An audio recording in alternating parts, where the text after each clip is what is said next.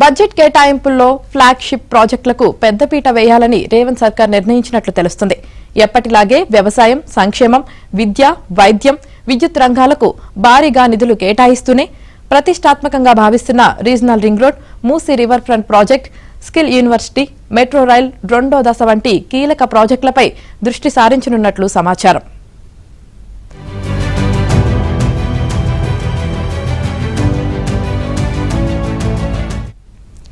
ఖజానాకు భారంగా మారే రైతు రుణమాఫీ వంటి పథకాలు ఈసారి లేకపోవడంతో ఆ నిధులను ఫ్లాగ్షిప్ ప్రాజెక్టులకు మళ్లించనున్నట్లు తెలిసింది. ఆర్ఆర్ఆర్ అంచనా వ్యయం 34,368 కోట్లు కాగా తాజా బడ్జెట్లో దీనికి 1,525 కోట్లను కేటాయించనున్నట్లు సమాచారం.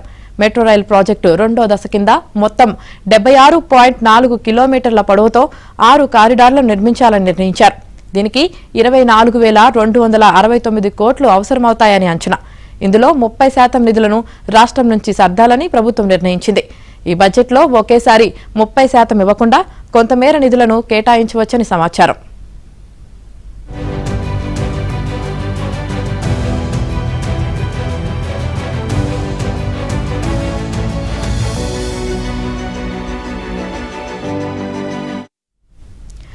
ఔటర్ రింగ్ రోడ్, ఆర్ఆర్ఆర్ మధ్య 45,000 కోట్లతో రేడియల్ రోడ్లను నిర్మించాలని ప్రభుత్వం సంకల్పించగా ఈ ప్రాజెక్టులకు తాజా బడ్జెట్లో కేటాయింపులు జరుగుతాయని తెలుస్తోంది.